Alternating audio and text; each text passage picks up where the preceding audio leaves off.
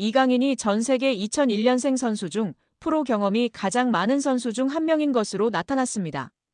국제축구연맹 피파 산하 국제스포츠연구센터 CIES는 16일 2001년생 이후 선수 중 프로 경기 출전 경험이 많은 선수들을 조사해 발표했는데요. 이강인은 전 세계에서 활약하는 2001년생 선수 중 프로 경기 경험이 6번째로 많은 것으로 나타났습니다. 이강인은 16.8세의 나이로 자신의 프로 데뷔전을 치렀고 그동안 286경기에 출전했습니다. 이강인은 매년 평균 39.1경기에 출전한 것으로 나타났습니다. 2001년생 선수 중에선 레알 마드리드의 호드리구의 프로 경험이 가장 많은 것으로 드러났습니다. 호드리구는 379번의 공식 경기에 출전했고 해마다 평균 50.9경기에 출전한 것으로 나타났습니다. 2001년생 선수 중에선 호드리구에 이어 레알 소시에다드 쿠보의 프로 경험이 두 번째로 많았고 나이트, 사카, 알베르토가 뒤를 이었습니다. 이강인은 지난 2019년 국제축구연맹 20세 이하 월드컵에서 대회 득점왕 홀란드를 제치고 골든볼을 수상하며 전 세계 최고 유망주로 인정받기도 했습니다. 벨기에 신성 케털라러는 이강인에 이어 전 세계 2001년생 선수 중 프로 경기 경험이 7번째로 많은 것으로 나타났습니다. 이어 이강인의 파리 생제르맹 동료 크바라츠헬리아가 전 세계 2001년생 중에선 8번째로 프로 경험이 많은 것으로 드러났습니다. 2002년생 선수 중에선 레알 마드리드의 카마빙가의 프로 경기 경험이 가장 많았고 리버풀의 흐라벤베르흐가 뒤를 이었습니다.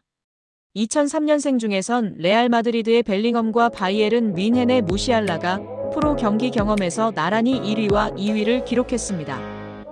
이영표 위원은 축구가 편해지려면 기본적으로 축구 선수는 어떤 상황에서든 한 명을 제쳐서 크로스를 하거나 패스를 하거나 슈팅을 할 수 있어야 됩니다.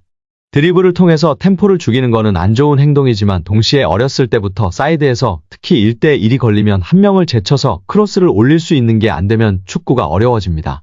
드리블을 하게 되면 어떤 선수는 한쪽 밖에 못 가, 어떤 선수는 왼쪽 밖에 못 가, 어떤 선수는 오른쪽 밖에 못 가는데 양쪽을 다 갈 수 있는 확실한 기술이 하나씩 있어야 됩니다.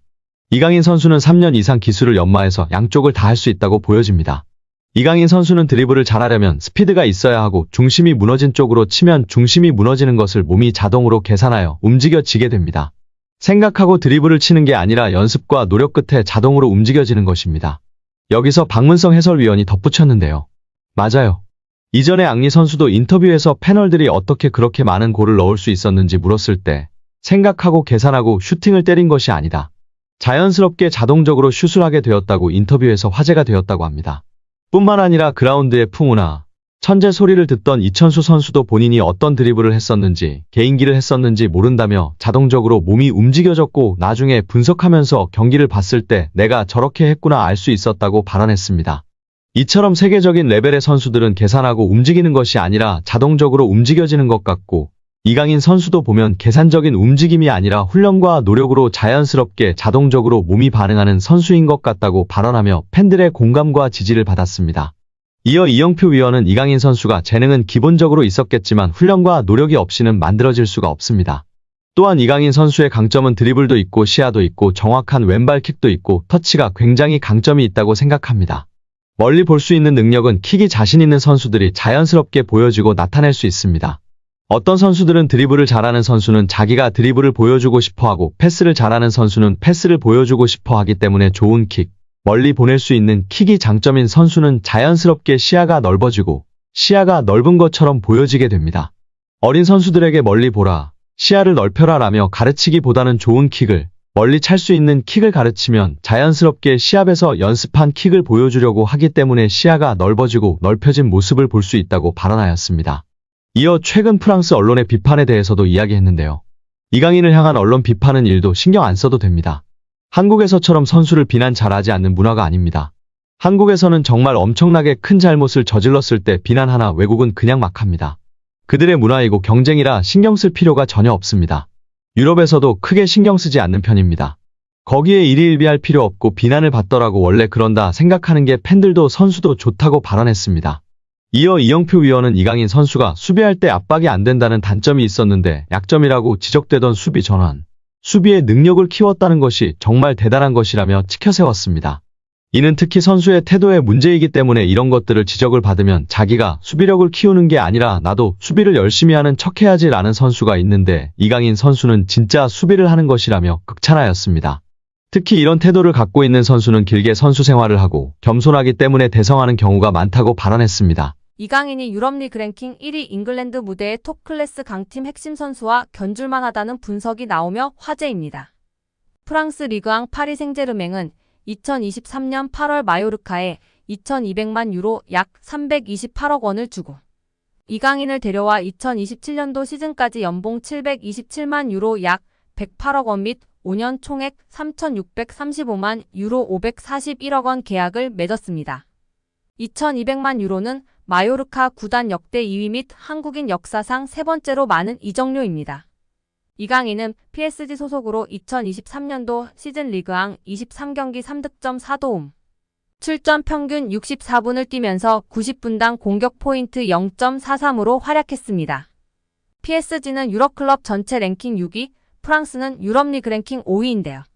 저명한 축구 통계 매체 옵타 스포츠에 따르면 미드필더로서 이강인과 가장 비슷한 선수는 프리미어리그 준우승팀 아스널의 주장 마르틴 웨데고르입니다. 70개 국가 및 30종목을 대상으로 하는 글로벌 통계회사 옵타 스포츠가 최근 365일 유럽 5대 리그 및 챔피언스 리그, 유로파리그 자료를 토대로 선정한 비교 대상을 발표하며 팬들의 관심을 받고 있습니다. 아스널은 2023년도 잉글랜드 프리미어리그 준우승을 차지했는데요. 잉글랜드, 이탈리아, 스페인, 독일, 프랑스는 유럽리그 랭킹 빅5입니다. 챔피언스리그는 유럽축구연맹 1등급, 유로파리그는 2등급 클럽 대항전입니다. 이강인은 개인 능력으로 상대쪽 경기장 파이널 서드에 진입한 횟수와 공간 침투로 PSG 동료 전진 패스를 받아낸 빈도 둘 다 유럽 메이저 대회 미드필더 상위 1%에 해당했습니다.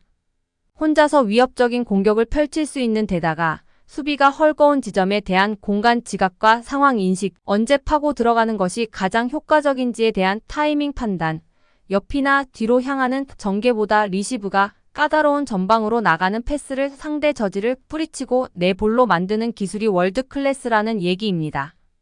따라서 이강인이 페널티 박스에서 단독으로 들어간 횟수가 최근 365일 유럽 5대 리그 및 챔피언스 리그 유로파리그 미드필더 상위 2%라는 어마어마한 결과가 나왔습니다. 파이널 서드 태클 합계 또한 상위 2% 안에 든다는 데이터는 상대 진영부터 적극적으로 수비하려는 마음가짐 부족이 이강인 단점이라는 지적은 이제 현실과 맞지 않다는 것을 알게 해줍니다. 이강인의 인성이 재조명되고 있습니다.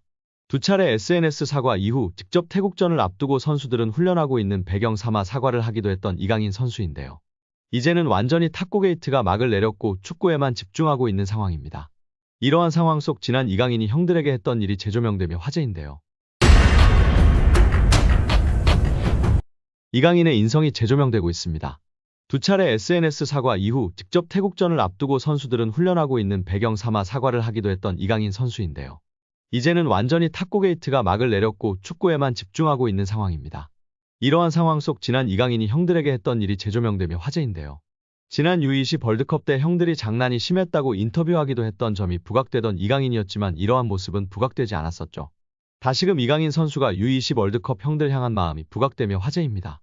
이강인은 생일을 맞이해 U20 대회에 함께 출정했던 선수들에게 선물을 전달한 것으로 알려지며 훈훈함을 더했습니다. 지난 19일 오후 이규혁은 개인 인스타그램 스토리를 통해 이강인에게 받은 선물을 공개하며 고맙다는 메시지를 남겼습니다. 이규혁 등 U20 멤버들을 통해 공개된 선물 내역은 일회용 마스크, 주전부리, 스타벅스 충전 카드 등이었습니다. 또한 이강인은 선물을 준비하며 편지를 남기기도 했습니다. 이강인은 편지를 통해 경기장 속에서도 밖에서도 우리나라를 대표해 매순간 최선을 다한 진짜 사랑하는 형님들. 제가 정말 힘든 시기에 옆에서 많이 응원해주고 자신감을 넣어줘서 큰 힘이 됐다. 고 전했습니다. 이강인은 저 때문에 형들이 많이 힘들었을 것 같다. 제가 진짜 많이 미안합니다. 라며 형들보다 2살이나 어린 제가 장난치고 까불어도 재미있게 받아주고 한 번도 힘들다는 내색 안 해서 정말 고마웠다. 는 말을 남겼습니다. 해당 사진이 공개된 이후 SNS와 온라인 커뮤니티 등을 통해 퍼져나갔었습니다. 이를 본 네티즌들은 막내가 생각도 깊네. 자기 생일에 형아들한테 감사 인사라니. 진짜 너무 보기 좋아요.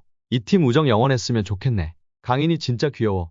예뻐하지 않을 수 없는 막내. 편지지도 본인처럼 귀여운 것음 등 다양한 반응을 보였었습니다.